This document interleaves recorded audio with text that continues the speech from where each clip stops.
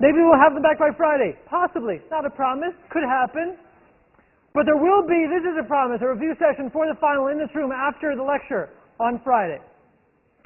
A good time to come with questions. They'll probably go through it chapter by chapter and sort of say, you know, what are the complicated issues in each chapter, the issues that weren't discussed in class.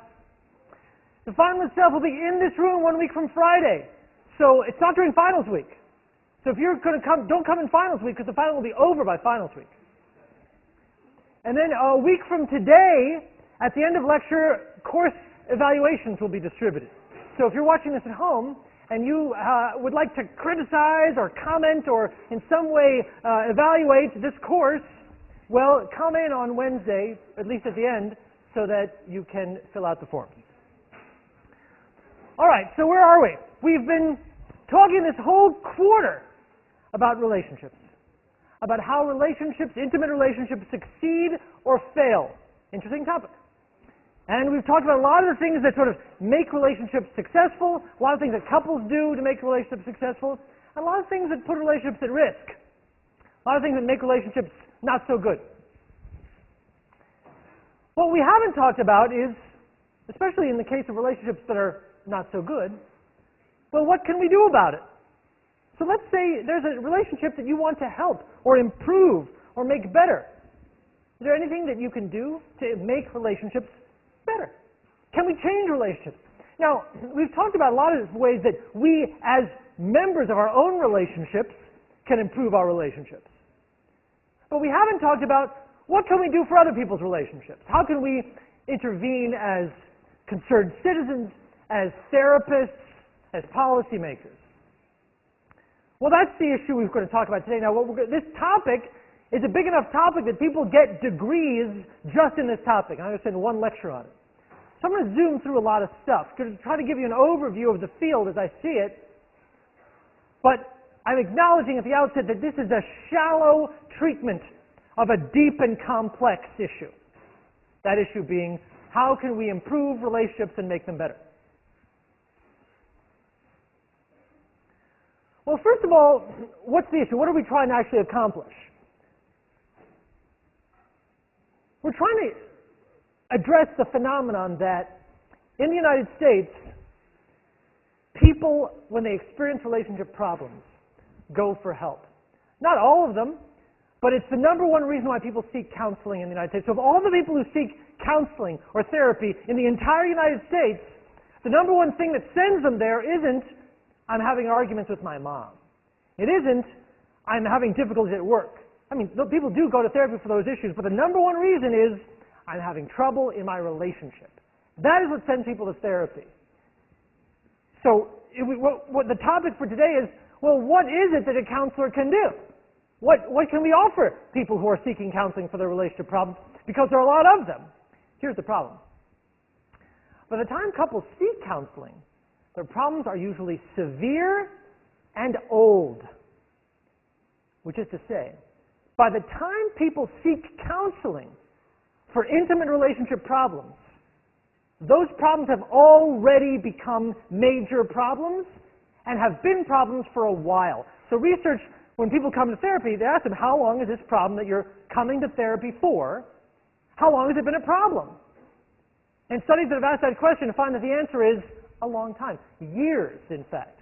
Most people in their very first therapy session will confess that, oh, this problem that we're trying to get help on has been a problem for years. Which raises a question. Why are these problems so severe? Why is it that our relationships have the power to hurt us so deeply? I was talking to a therapist. I have a lot of friends who are therapists, although I am not one. But Tom Bradbury got his degree in clinical psychology. My degree is in social psychology, so I never studied therapy.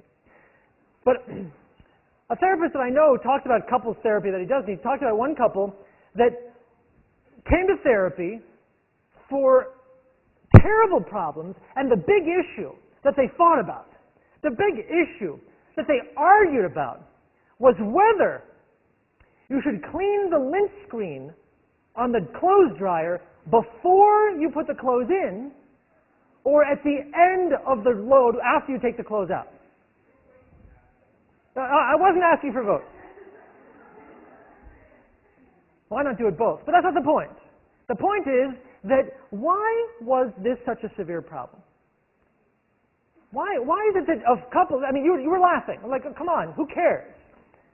And yet you might imagine the problems that you fight about in your own relationship might, to an outside observer, seem quite trivial also. Why do people in relationships have the power to make each other crazy? When from an outsider, like, oh, come on, can't you just sort of resolve that? Why is that such a big deal?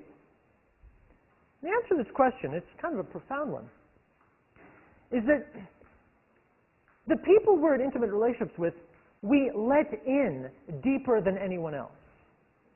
So what happens between us and those people also cuts deeper than anyone else. And as an analogy, let me think of this. If I have a tiny little pin, and I'm up here and you're there in the audience and I jab at you, how much does it hurt? Not at all. I'm not going to get much damage with that little pin. Okay, now what if I'm standing up close to you and I poke the tip of your skin with it? Little pin, poke your skin with it. Little pin. Not going to do much damage either. You might feel like, okay, stop, quit it. But it's still not much damage. Now imagine that I break open your chest and shove that pin into your heart. It's the same little pin. But when we're talking to our relationship partners, our hearts are open. Our chests are open, and there's our heart beating. We're close to these intimate partners in a way that we're not to almost anyone else that we talk to. So what do we do to our partners and what they do to us has the power to touch us deeply, to hurt us deeply. And the wounds of those are deep, deep wounds. So that's why relationship problems are so intense, because we're so involved with our relationship partners in a way that we aren't with anybody else. If you and I disagree about the lint screen, I don't care. But if I disagree with my partner, that can become a big issue because we're so involved in each other's lives. So if that's true, why do we wait so long before getting help? Well, why do you think? Why do people wait until problems are so old and have been lasted for years before going to get counseling? Yes. Maya. That's why they go to help.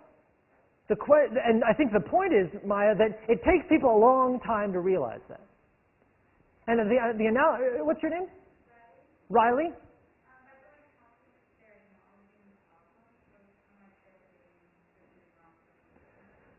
It's really true. Think about what we talked about 2 weeks ago. 2 weeks ago we were talking about cognitive patterns. I'm going to move out I appreciate the hands a lot. There'll be other opportunities to contribute, and I'm sorry I can't call on everyone. But Riley's point is, people wait before getting help because when you get help, you're acknowledging there's a problem. And until you get help, you can do a lot of the stuff we were talking about in this class a couple weeks ago. Remember a couple weeks ago we were talking about all the ways you can sort of say, oh, that problem, it's not important. Oh, that problem, I'm going to ignore it. I'm not going to pay attention to it. Well, there's a lot of evidence that people do that. The problem is, the problem doesn't disappear. And maybe it doesn't get any worse. But if it does get worse, and people are doing what we talked about, sort of ignoring it, not paying attention to it, thinking it's not important, well, some problems in that kind of absence of attention will get worse and worse and worse.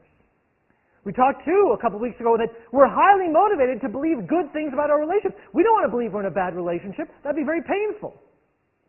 Again, the downside of that motive is we can wait too long before getting help.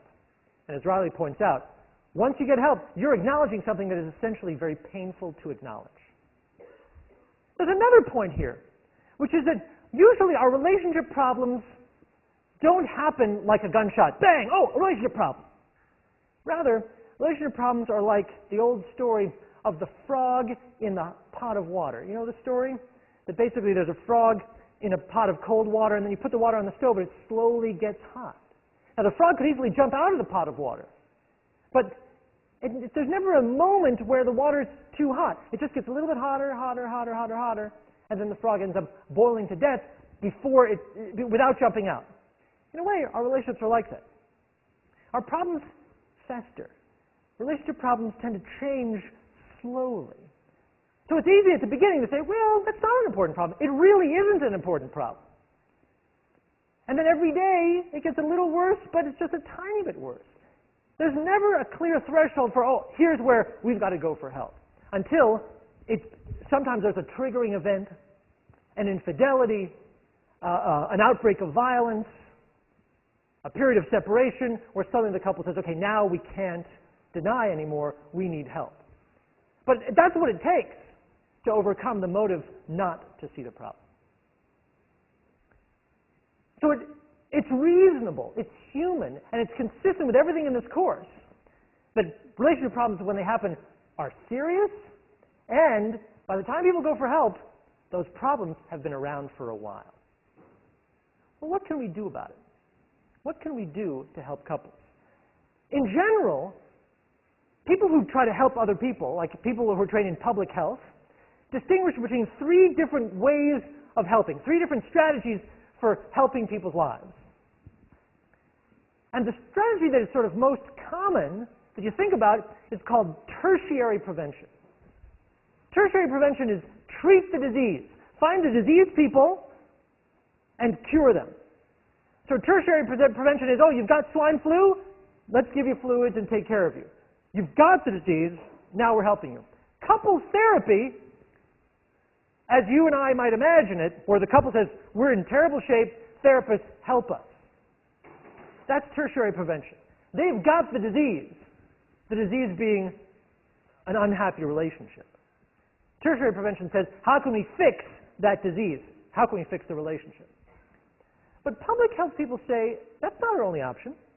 We don't have to necessarily wait until people get the disease. So there's two other kinds of prevention. Secondary prevention, which is help those at risk. Find people who you think are likely to get the disease and try to intervene before they actually get the disease. So in this case, in the case of relationships, secondary prevention would be things like, here's a special class for children of alcoholics, because we know that children of alcoholics are highly at risk for relationship problems in their own adult lives. Secondary prevention would be, if your parents divorce, you better take this class before you get married yourself, because we know that you're at risk. So secondary prevention is trying to keep people from getting the disease, as opposed to tertiary prevention where we're trying to cure people with the disease. Primary prevention says, forget risk, let's just give something to everybody to make sure nobody ever comes close to this disease. Primary prevention prevents the disease from happening. An example in the real world, an example in the physical world of primary prevention is vaccination.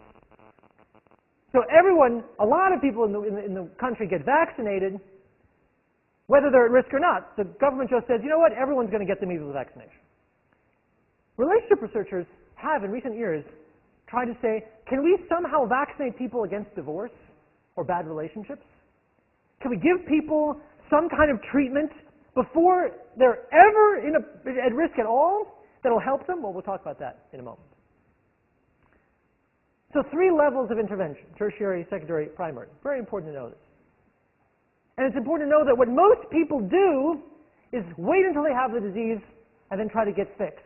And that's tertiary prevention. That's couples therapy. So, what happens in couples therapy? What brings people specifically to couples therapy? Let's first talk about what couples therapy is. Generally, here's how couples therapy works. It's typically one therapist and the couple.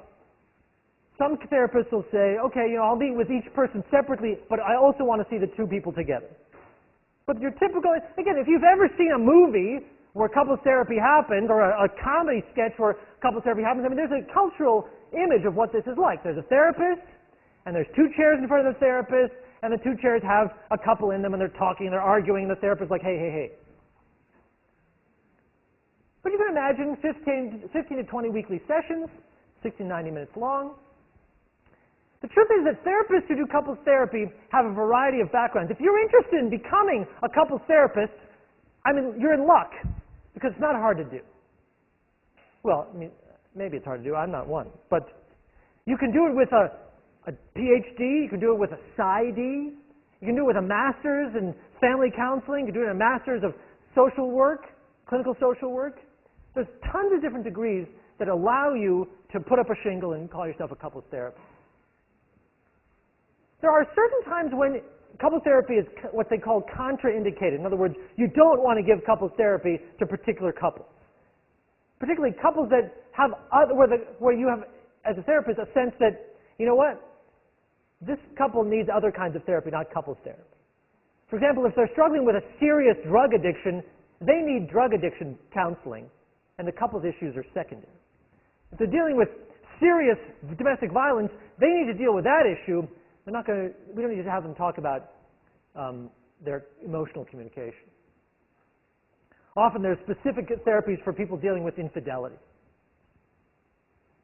Another therapist that I know of calls couples therapy divorce therapy. He says, really all I'm doing is getting them used to the idea that they're going to get divorced. Or at least he says, in his experience, that's what he's found himself doing. But generally that's the idea. A couple goes to a therapist and says, help, what's the message? What's the couple saying to the therapist? The couple's saying, we're committed to this relationship. We want this relationship to work, but it isn't working. We're very unhappy. Help us. Help us get where we want to go. It's really poignant if you think about it, and kind of tragic that so many couples say, I want this to be good, and the partner in the other chair says, I want this to be good. And yet we feel incapable of making it good. We both want the same thing, but we can't get there. Help. Help. Well, when they come to therapy, what are they complaining about?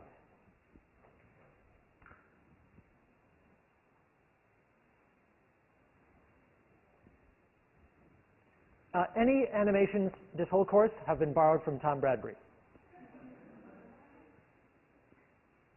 Well, research on this topic asked therapists to basically report what are the complaints that the couples come to you with. And you can see the top three: communication, power struggles, unrealistic expectations. The ones in bold, which are those three plus lack of loving feelings and serious personal issues that affect the relationship, are the ones that therapists themselves rate as the hardest to treat. So what you can see is the most common problems are also the ones that therapists think are the hardest to treat. And you can easily imagine.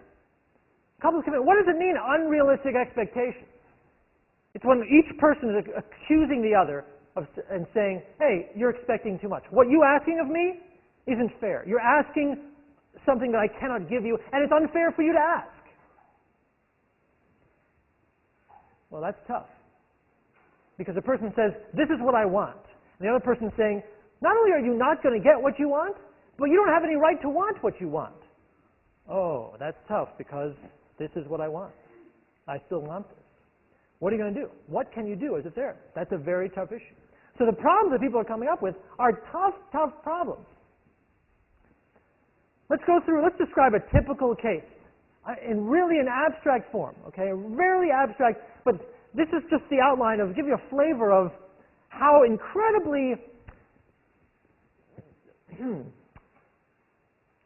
tangled these cases can be. Just a typical one. You get a man and a woman, relationship between a man and a woman, Jack and Jill here. Jill says, I'm not getting enough closeness from Jack.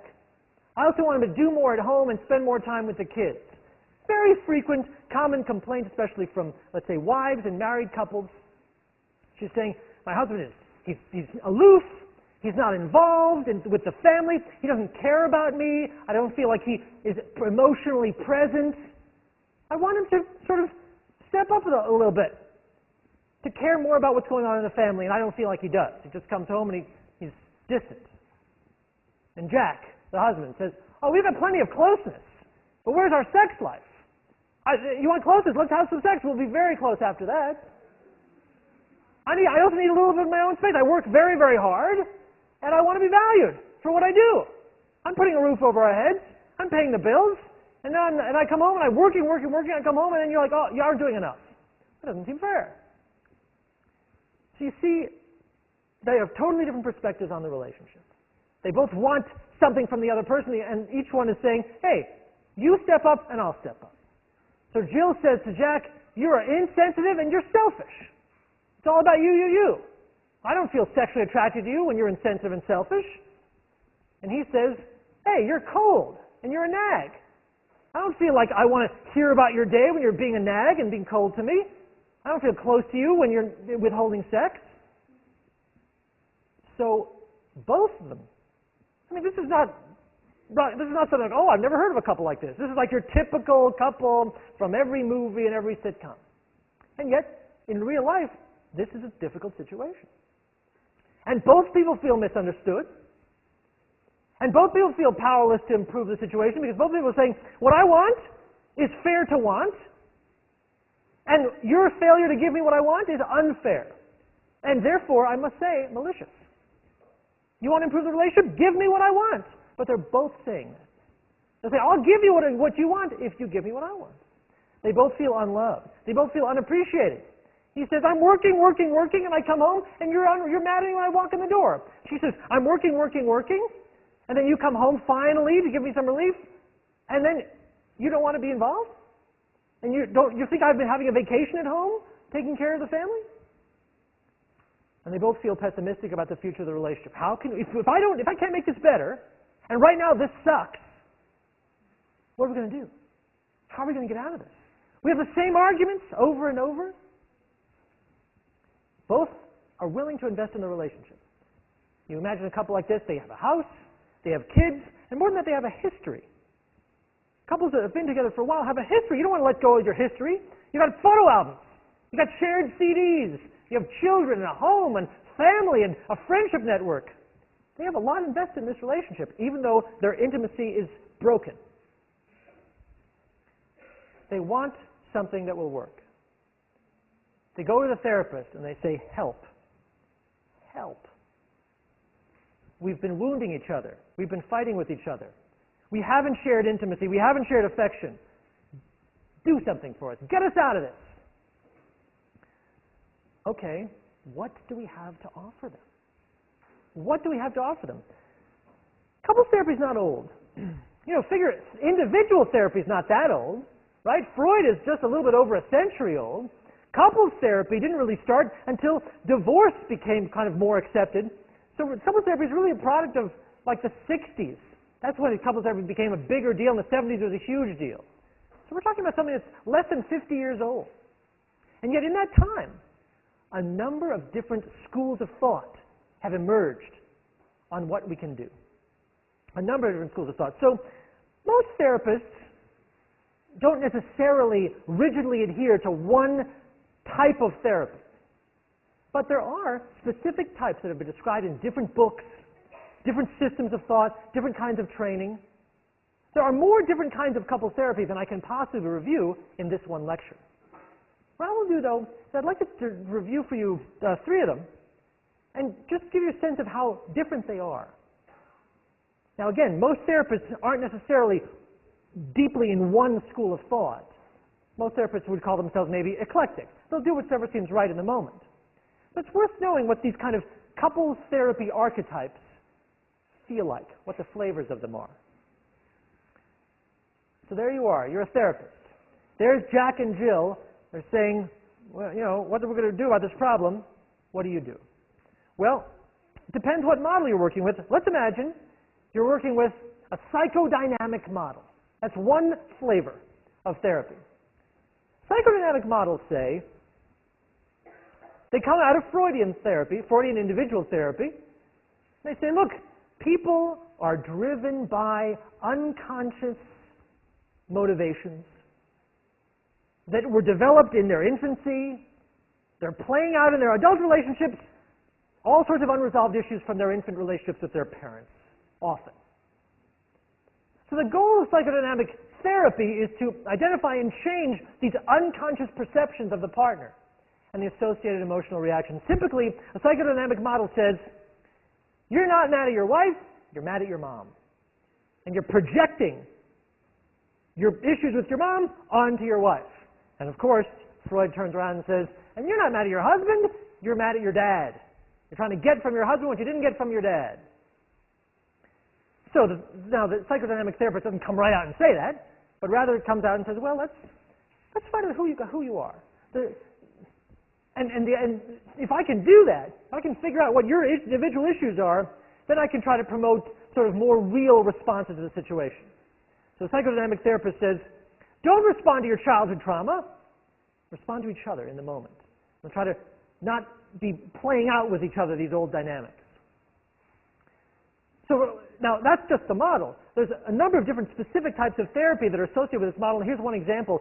Insight-oriented couple therapy, IOCT they call it. And insight-oriented couple therapy says this. Let's talk about who these two people are as individuals. Let's talk about who these two people are in terms of their personal histories. With the idea being that if Jack really understands Jill, if he thinks about how, Jill, her parents did break up. She was raised by her mom. Her whole life she saw models of distant, absent dads. Well, of course she's sensitive to my distance. I can't get too mad at her if I have insight into her.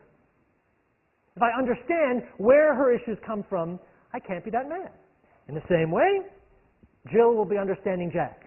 It's like, oh, now we've been talking in therapy about how Jack, had an overprotective mom, and he always had to try to define himself by rebelling against her, and now he's trying to rebel against me. I get it. The idea being that if you have insight, you can't be that mad. So a psychodynamic model is all about insight. It's all about the individual saying, who are these people? Let's help the couple to figure each other out. If we can do that, maybe they won't be as mad at each other. So you can imagine the kind of conversations that psychodynamic therapists are going to have with Jack and Jill here. They're going to be talking about their childhoods a lot. They're going to be saying, so, what do you expect and why do you expect what you expect in your relationships? That's one approach. Well, it's not the only approach. And a big contrast in the field of couples therapy is between these psychodynamic models and behavioral models. Behavioral models are all about the present. I don't care about your history. I don't want to know about your dreams. I don't want to know about your parents. Your parents aren't here. This isn't a relationship with your parents. It's a relationship between you, Jack, and you, Jill. Let's talk about what you guys do in the moment. Just like the behavior, obviously this is related to the behavioral models of marriage that we've been talking about, or relationships that we've been talking about. The goal of behavioral models of therapy is change the behaviors and the cognitions that give rise to them. Promote basic communication skills. That's the idea. Behavioral models say, you guys don't know how to talk to each other, so I'm going to teach you how to talk to each other. And the classic example is called traditional behavioral couples therapy, TBCT. Traditional behavioral couples therapy is all about homework. It's about rules, setting rules. Say, okay, couple, Jack, Jill, between now and next week, I want you to do this homework. And some of the homework will be practice listening to each other and summarizing what the other person says. Okay? So you're really good at talking and hearing yourselves talk. You're not so good at listening, so let's practice. What you'll be each doing, and you'll take turns. First, Jill will do it first, then Jack, and the next night, Jack will do it first, then Jill. At the end of each day, I want you to say, all right, Jack, here's what I'm feeling about our relationship today. And Jack, here's your task, buddy. Shut up. Don't you say nothing. Don't you say anything, and let her talk for as long as she wants to. Don't interrupt. Try that. Yeah, but what if she starts saying something ridiculous? No! Don't say a thing. In fact, some therapy one program will give couples a piece of floor tile, a piece of actual tile, and they'll say, if you're holding a tile, then you have the floor. Get it? If you have the floor, no one else can speak. So, I've got the floor. I'm going to speak until, as long as I'm holding this, I speak. You cannot speak. And I'm talking and talking and talking and talking and talking. I'm done. Now you have the floor. But your job when you get the floor is to summarize what the other person said. I hear you, honey. You're saying, and do I hear you? Do I understand you correctly? Am I hearing you? No, you are not. Okay, let me try again. I'm going to keep trying. Traditional behavioral couples therapy gives couples homework, teaches them skills, listening skills, communication skills. Try saying your feelings without making an accusation. That's your homework. So use statements like this. I feel that you don't care about me. Is that a feeling? That's not a feeling. That is a belief, isn't it? You believe that I don't care about you. Well, what are you feeling? Tell me what you feel. Do you say I feel? Give me a feeling. Well, I feel rejected. Yes! Now that's a feeling. You've just expressed a real feeling. Now you're vulnerable. The belief was an accusation. Don't say I feel when you mean I believe. And I don't want to know what you believe. I want to know what you feel. That's how a behavioral couples therapist talks. It's about in the moment. It's not about insight. It's about doing things differently, doing them better. Now, traditional behavioral couples therapy focused on communication really, really solidly. In the mid to late 80s, it evolved into a cognitive behavioral couples therapy, where they weren't just talking about behavior, they were also talking about thoughts like attributions. So, for example, the homework in CBCT, cognitive behavioral couples therapy, would be something like, list 5 things that your partner is struggling with that might make it hard for your partner to be there for you. In other words, training yourself in making adaptive attributions. Training yourself in the skill of paying attention to stress. But it's all about skills and training. It's about saying, you're doing it wrong, there's a right way, let me teach you how to do it right. That's what behavioral therapy does.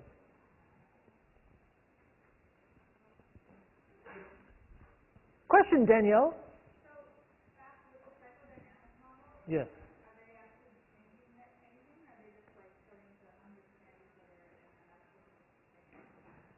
Danielle says, so in psychodynamic, are they actually changing anything? Well, the idea, the assumption of psychodynamic models is if you get insight, change will come naturally.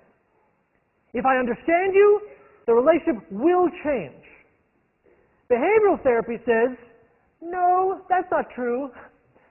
But if I change what I do, the relationship will change. If I just squeeze people into shape. So a behavioral therapist will say, this sounds contrived. I know it does, but it works. You go to the gym. What are you doing at the gym? You're doing this with lift. You're lifting weights. Is that a natural thing to do? Is that something people do in nature? What about that machine where you're on your back and you're doing this? I mean, nobody does that in nature. But you're doing it in the gym. Why? Because it works. Because it makes you physically healthier. Well, do this. These exercises are also contrived. Yes, of course they're unnatural. Do it anyway, because it works. That's what they say. And that's not our only option. Oh, yes, Sarah.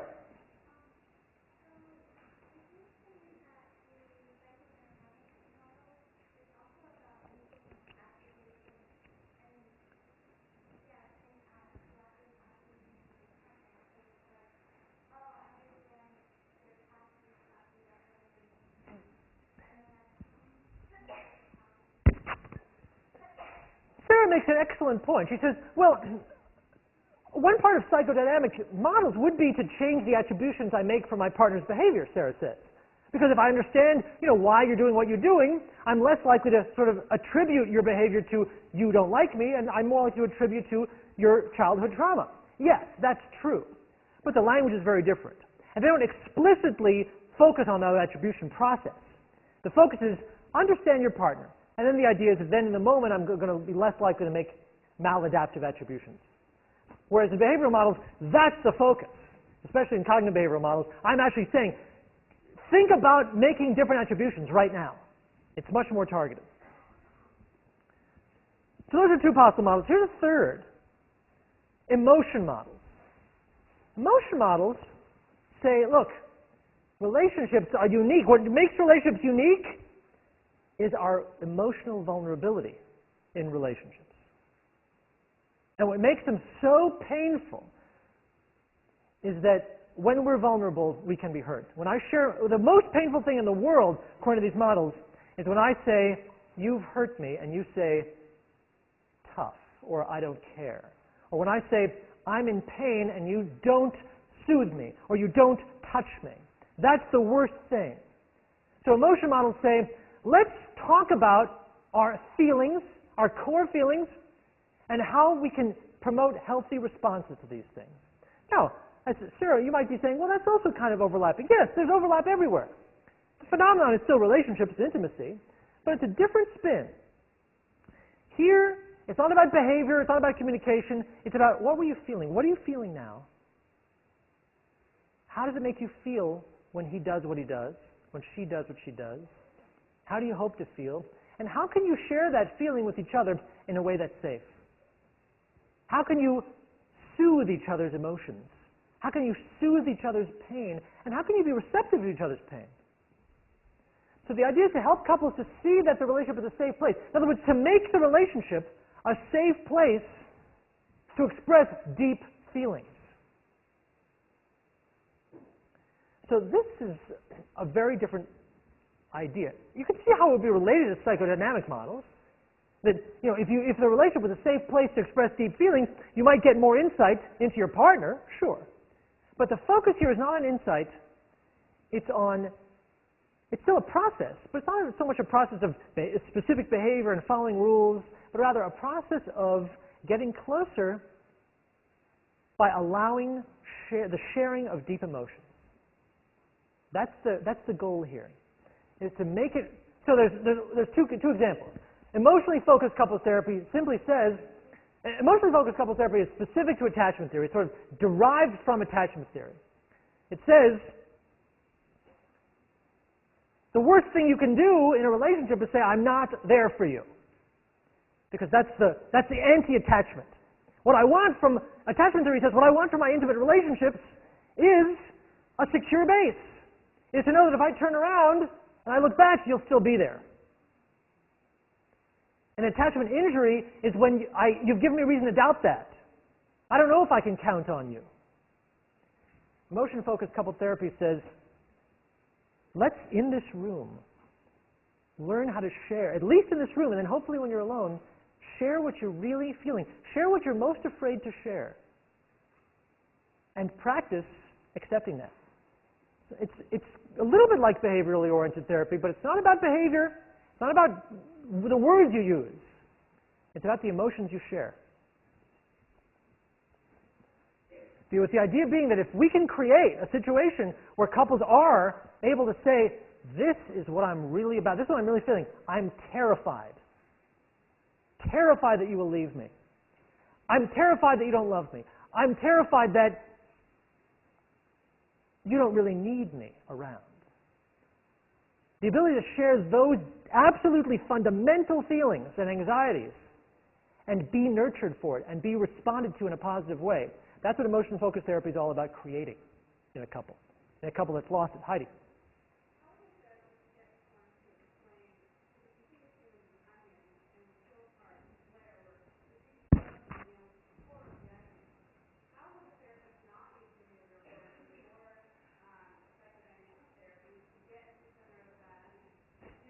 Yes. Of course. Heidi's question is, well, how do you get to the deep feelings without sort of some kind of behavioral training and some kind of insight-oriented therapy? Well, I completely agree, of course. And I started at the outset by saying most therapists will use bits of these different models at different times.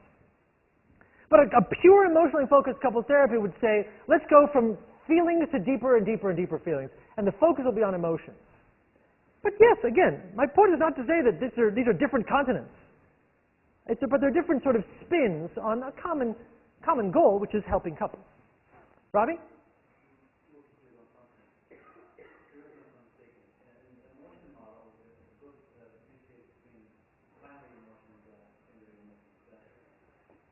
Yes.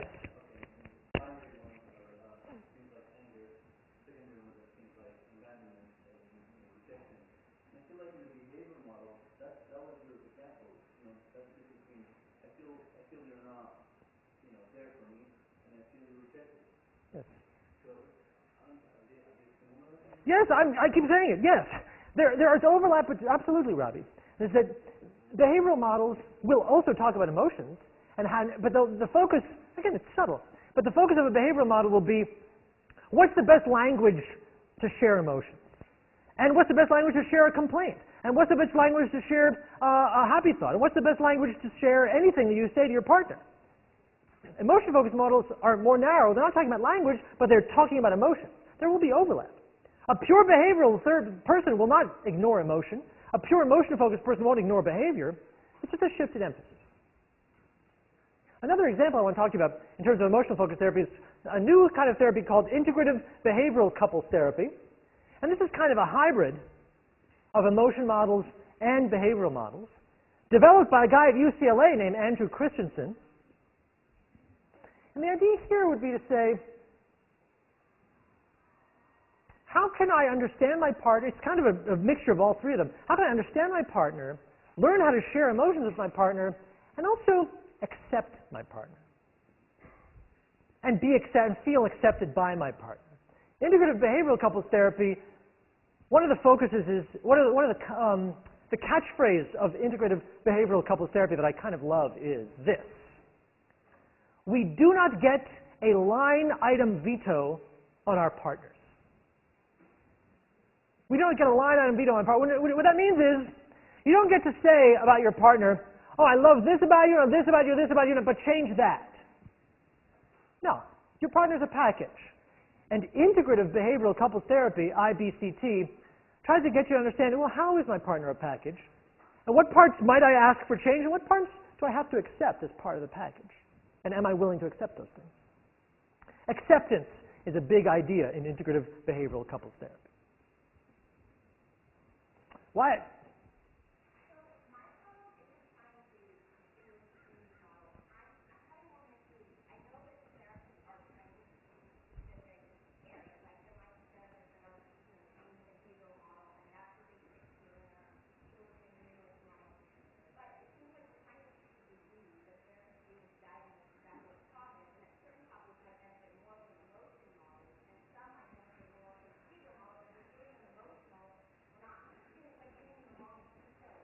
Nice. Very nice. So here's for those of you watching at home, here's what Wyatt just said about. Wyatt just said, well, isn't it likely that one size does not fit all? Isn't it likely that some couples present with problems that are better suited for a behavioral intervention, some for an emotional intervention, and some for a psychodynamic intervention? And yet, if therapists are trained in one or another of these models, well, then they've got a hammer, and every couple is a nail. They're going to use the same hammer on every couple. Shouldn't the therapy that we give to couples be tailored to the problems of the couple? The answer, of course, is, well, yes, that's not a bad idea. It's a great idea. And a lot of therapists, to their credit, do that. A lot of therapists understand all of these models, and they might well tailor their therapy. But they're taught the models separately because, and just like I'm teaching them to you, to understand there are different approaches that are sort of coherent among themselves, but indeed we might draw more or less from different ones of these approaches for different couples depending on their needs. And you'd hope that a good therapist would indeed do that.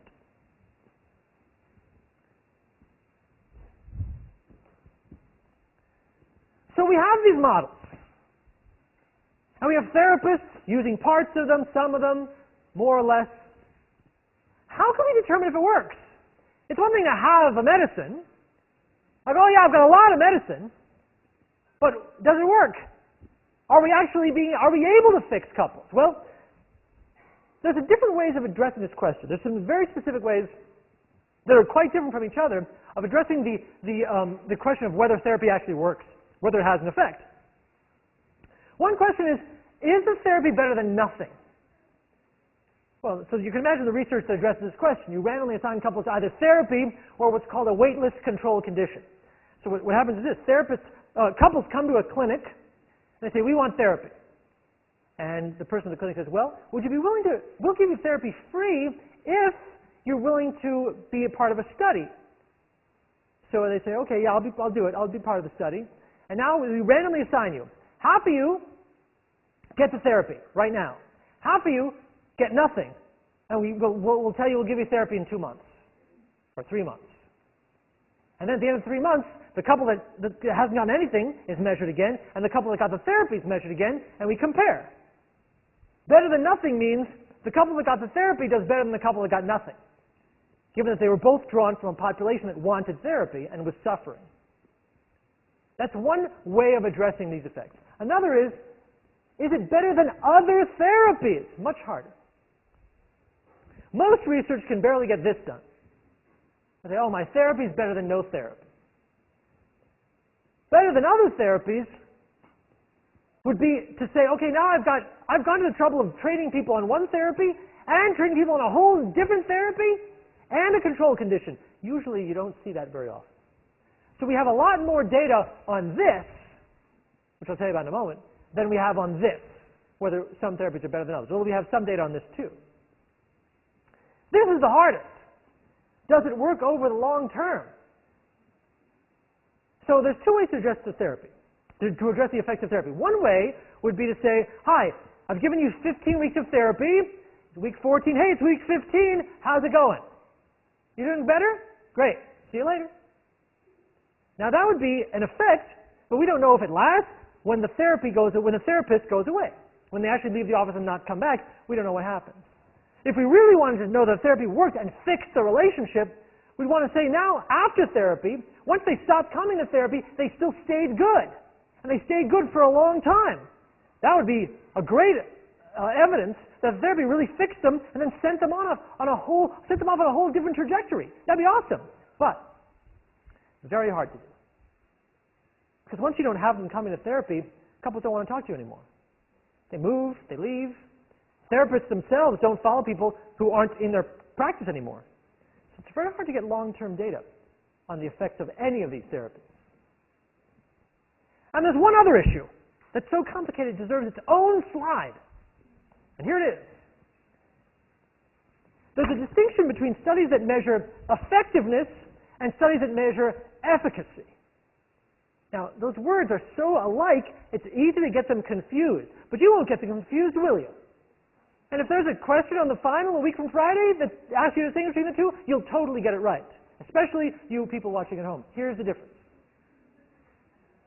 Effectiveness is about the real world. In the real world, does the intervention produce lasting effects? Does it?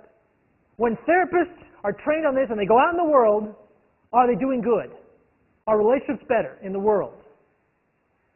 That would be effectiveness. Efficacy is, under controlled settings, can the intervention produce a lasting effect? And this is what most research addresses. So if I say I'm going to do a study, I've designed my new therapy, the Carney therapy, the Carney couples therapy, CCT I'm going to call it, KCT. That's silly. Okay. So KCT is my Carney couples therapy, and if I take it into my lab and I show that couples who get it do better than couples who don't get it, I'm showing efficacy. I'm showing it can be effective. But to actually show effectiveness in the real world, I have to then say, okay, and like publish a book and send it out, and then show that in the real world it's really working on real couples. Much harder. This is what most people address, is this efficacy. But a lot of things can get in the way between efficacy and effectiveness. You know, another area where there's a big difference between efficacy and effectiveness is in contraception research. And as college students, you probably know that the efficacy of condoms is different from the effectiveness of condoms. And efficacy is always higher, because the efficacy is saying, if I'm controlling everything and everyone, in a perfect world, is efficacy working? This is saying, but in the real world, does this stuff work? Well, it's the same with therapy as it is with condoms. If everything's going perfect, you tend to get more effect than in the real world when things get messed up, people don't come to sessions, therapists don't use the intervention perfectly. All of these issues make it very, very hard to assess the effects of a treatment. And treatment outcome research is very hard to do. It's just hard to do. It's hard to do well. Partly it's hard to do well because you're dealing with people who are in pain. To do this research, you've got to do research on people who are in pain. And there are a lot of ethical concerns. That said, what do we know? Does couples therapy work? Well, the best data is for behavioral models and emotion models. It just so happens that those therapies have been studied best. You know why? Partly because they're what's called manualized. Manualized therapies are therapies that have been written about in very, very structured forms so that you can train people, this is how to do the therapy exactly. As opposed to psychodynamic therapy, which is a little bit more loose, where the therapist is given a little bit more discretion. Therapists will, go with your instincts. Behavioral models and emotional models, there's actually manualized therapy that says, if X, do Y. So you can train a bunch of people to do exactly the same thing, and then you can see, is what they're doing having an effect? Traditional behavioral couples therapy is a benchmark intervention because it works reasonably well. What does that mean? What it means is this. In study after study, couples that get traditional behavioral couples therapy generally feel significantly better at the end of the therapy than they did at the beginning, on average. It does improve the relationship significantly. There's a large experimental literature evaluating this model. Partly because it was people thought, this is easy. It doesn't take a therapist that's really brilliant, which is good, because there aren't a lot of therapists that are really brilliant. But all it takes is a therapist who knows the rules, and you teach the rules. Anyone can do it. So you can train a bunch of people to do it, and then study how they're doing. Far less is known about psychodynamic models and systems models. I didn't tell you about systems models, but they're in the book. Because it's hard to know, if you get 6 therapists who are all doing psychodynamic models of therapy, they may actually all be doing quite different things. But 6 therapists who are doing behavioral models are usually doing the same thing. So we know that traditional behavioral couples therapy does work at least while the therapy is going on. While the therapy is happening, TBCT, traditional behavioral, does have a measurable effect in study after study. I can tell you that for sure. That said, other therapies are probably better. These are just examples. There's just been a few studies. So traditional couples therapy, lots of research. The other therapies, not a lot of research. But some promising studies show that the other therapies do better than the benchmark, better than traditional couples therapy, traditional behavioral. Here's the problem. Insight-oriented marital therapy, look, it does better than traditional couples therapy after 4 years. So 4 years later, the people who got the insight-oriented, psychodynamic, were doing better than the people who got the behavioral therapy. Says Snyder, who happens to be an insight-oriented marital therapist. And this is a bit of the problem here, is that the people who show that IBCT, integrative behavioral couples therapy, does just as well as traditional behavioral, and they're happier at the end. Who did that research? Andy Christensen, the founder of integrative behavioral couples therapy. I'm not saying, I know Andy. He's a brilliant researcher. He's doing great work. But there is an effect in the literature, which is if you designed your own therapy, your research on that therapy tends to show that it works. Crazy. Emotion-focused couples therapy, same sort of thing. Some research shows that it's more effective than traditional behavioral at the end of therapy. In other words, if you've just gone through 15 weeks of behavioral therapy, and compared to 15 weeks of emotion therapy, people feel better at the end of 15 weeks of emotion therapy compared to 15 weeks of behavioral therapy. David?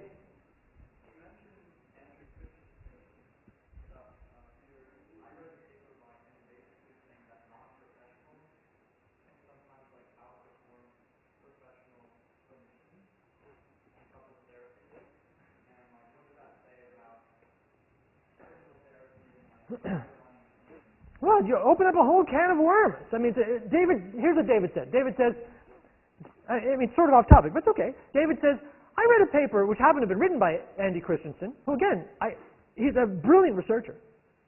He did one study where he showed that non-professional therapists, in other words, couples therapists without a degree of any kind, can do as well and sometimes even better than professional therapists when treating couples. Which raises an issue, which I don't feel like addressing right now, which is, does training help you be a better therapist? Well, this is such an old issue, David. People ask the same question about teaching. Can you train someone to be a good teacher, or are you just born a good teacher? Well, it's the same question about therapy. Can you train someone to be a good therapist, or are some therapists just in your genes, and if you don't got it, you just don't have it? I don't know the answer to that. There's a lot of controversy on both sides. But the point is that these other kinds of therapies, insight-oriented, integrative behavioral, emotion-focused, there's at least some evidence that you get either more lasting or deeper change than just straight behavioral therapy, which works, but these may work better. Why? What would be so much better about these? Well, there's a couple things going on. One is, all of these other therapies, the sort of more insight-oriented ones, focus on two specific processes, which I don't want to go into too much detail because I'm running out of time, but one of them is called unified detachment. And that process is basically getting people to step away from their problems as a team. You can imagine if I have a problem with my partner, that I'm in there and I'm trying to win. It's you against me, and we're duking it out. As opposed to saying, hey, it's you and me, and there's the problem over there. And we're arm in arm facing the problem. That's one way, the one thing that these therapists have in common. And the other thing that these therapies have to have in common is something called empathic joining. Basically the idea of getting people to be closer by helping them to share emotions with each other in a safe way. By letting them be vulnerable to each other and having the experience in the therapy session of that working out well. And that's sort of something that a lot of therapy has in common here, is to say, I'm going to create a safe environment where couples can be vulnerable and it's safe. To guide the couple into having those experiences, hopefully then they can generalize to outside the therapy setting. So these techniques get at deeper issues. Behavioral therapy does not ask about deeper issues. It's quite surface. That doesn't make it bad, but it's not about deeper issues. The behavioral therapy just says, talk different. The therapies that seem to be working a little bit better are therapies that actually do try to get deeper. They work more towards acceptance, as I was talking about, than change. But again, that's a hard process, and it doesn't always work. So, but having said that therapy works generally, here's reasons not to get too excited about the effects of therapy. Here's one. Getting significant improvement, which has been found in study after study after study, that traditional behavioral therapy and the other therapies do get significant improvements. The problem is, that doesn't mean that distressed couples are suddenly happy. Improvement doesn't mean you've gone from unhappy to happy. You can go from really unhappy to just plain old unhappy. And that's a significant improvement, but that's not what we're asking for. That's not what I came to therapy for. I came to therapy because I was once in love. I want to be in love again. Can you give me that? Can you do that for me? I was once not in pain. I want to not be in pain. I don't want to just be in a little less pain. I don't want to be bleeding a little less. I want you to staunch the bleeding. Well, only about 40% of distressed couples are not distressed by the end. That means 60% of the couples that are distressed at the beginning are still distressed at the end, even if they've improved. That's something, but it's not a lot. What's your name? Caleb?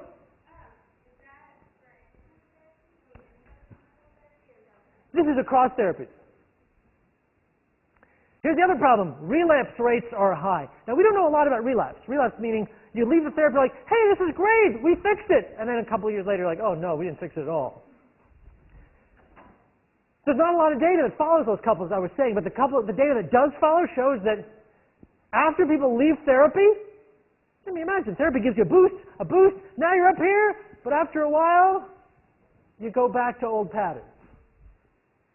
In fact, some studies show between 30 and 50% of couples are right back where they started sometime after the therapy ends. Ouch. So even the therapies that succeed in changing couples have trouble making lasting change, And of course, research says compared effectiveness and efficacy show that even if you can get it in the laboratory, in the real world, some of these therapies are a lot less effective when people are sort of doing their own thing and not following a rigid manual. Implication is that real distressed couples are mighty hard to change. That's what I want you to take away from this. Couples, the wounds that we give each other and that we give our intimate partners heal slowly or not at all. It can be done, but it ain't easy. It's hard. And because it's so incredibly, monumentally hard to unbreak the eggshell of intimacy, that some people have argued, let's try something different. Let's try primary prevention instead. We will not be able to unbreak that egg. If you smash the egg of intimacy, you can't put Humpty Dumpty back together again. Let's cushion the egg instead. Let's strengthen the egg. Let's make sure that the shell never gets broken in the first place. There's a lot to like about this argument. A lot to like about this argument. First of all, early in relationships, motivation might be quite high. Hi, newlyweds. How invested are you in the success of your relationship? Incredibly motivated. We're so invested. We want this relationship to last forever. Terrific. This is a good time to give you something that you can do that. Prevention may be easier than treatment. It may be easier to give people some kind of resources or skills while they're happy, that'll keep them happy, than it is to actually, put Humpty Dumpty back together again and unbreak a smashed egg. And also, you can reduce collateral damage. Once people are distressed and in therapy, their kids have suffered, their health has suffered, their blood pressure has suffered, their friends have suffered, their families have suffered. Why not? If we can prevent all that suffering by keeping people from becoming distressed, well, that would be a great idea. So the potential then is great for reaching many couples because very few couples go to therapy. Very few couples think they need therapy. But maybe we can tell people, hey, but everybody needs my relationship's vaccine. What if we could develop a divorce vaccine? Well, that'd be pretty good. So that's the argument. And a lot of people are making this argument in the last few years. A lot.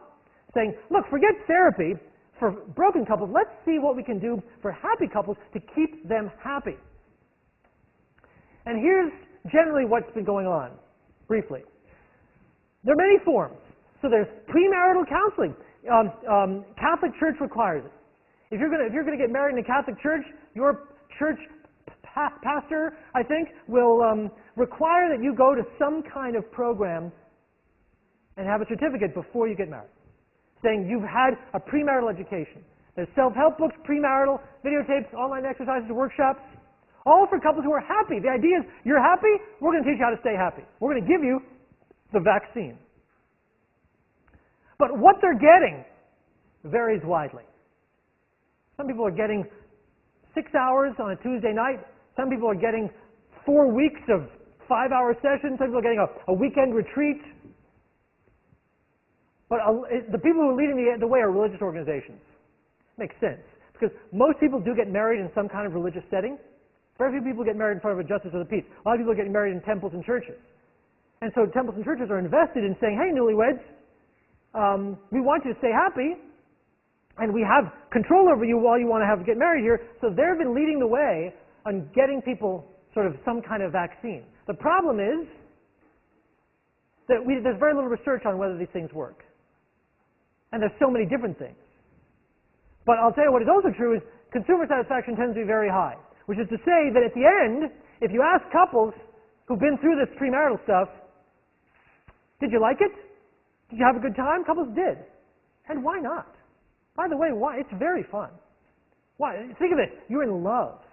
You're a newlywed. You're a young couple. You're in love.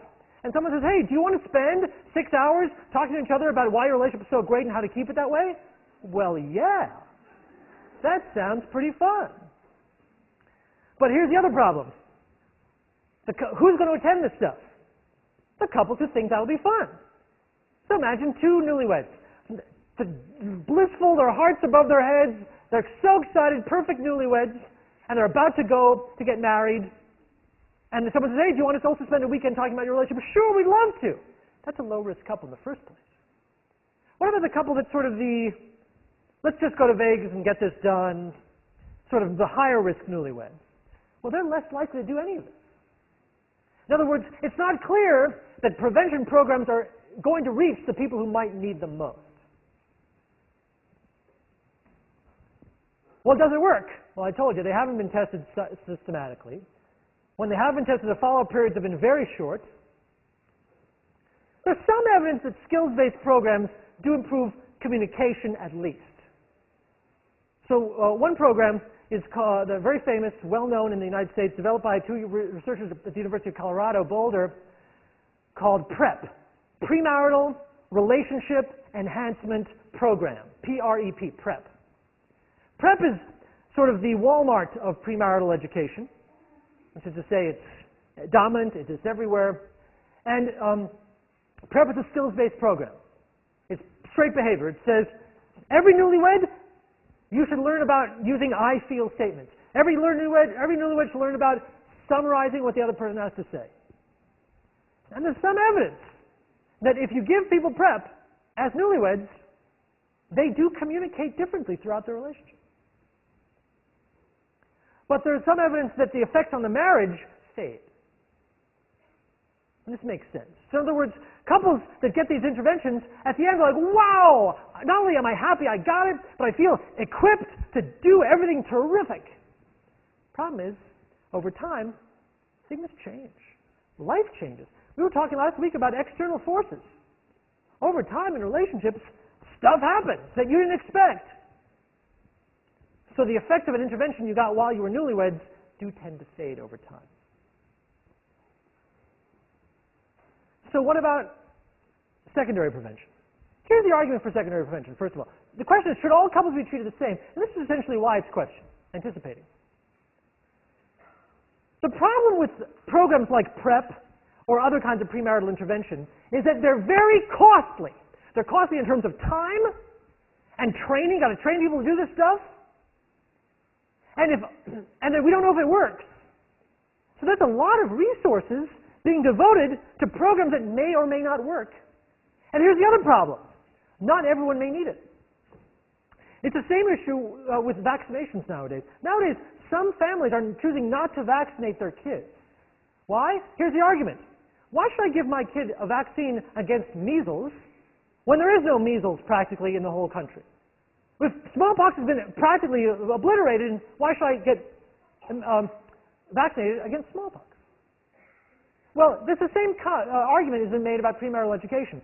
If most couples are going to do okay or won't need premarital education, why should I give it to everybody? Maybe I should just give premarital education to the couples that need it. That's secondary prevention.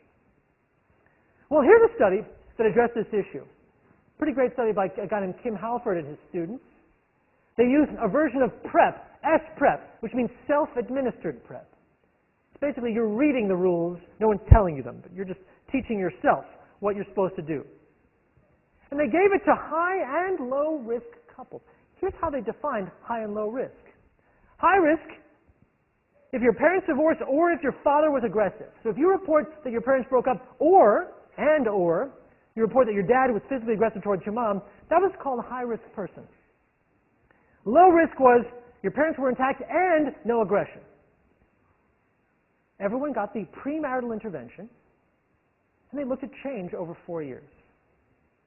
Let me show you what they found. This is another one of Tom's slides.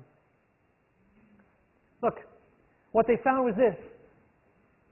The low-risk folks do better in the control group. The low-risk folks, the people who didn't have a risk, didn't have a history, they did better without the intervention. The high-risk folks were helped by the intervention. So, the low-risk women and the low-risk men did better in the control condition than the treatment condition. But the high-risk men and the high-risk women, high-risk men, did better in the treatment condition than in the control condition. So what's the story say? What's the study say to us? The study says, look, how you get this vaccine, this self-PrEP or premarital enhancement vaccine, depends on your risk. When risk is high, the intervention is great. People who are at risk need protection. And any kind of protection might help them. We might think of better or worse protection, but some kind of protection seems to work.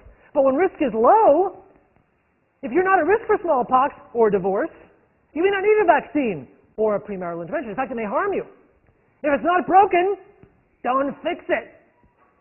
And so, secondary prevention is probably more viable than primary prevention. Nowadays, the smart money is saying, we need to find people at risk, and those are the people we give interventions to. But how do we know who's at risk? Relationship research. Class dismissed.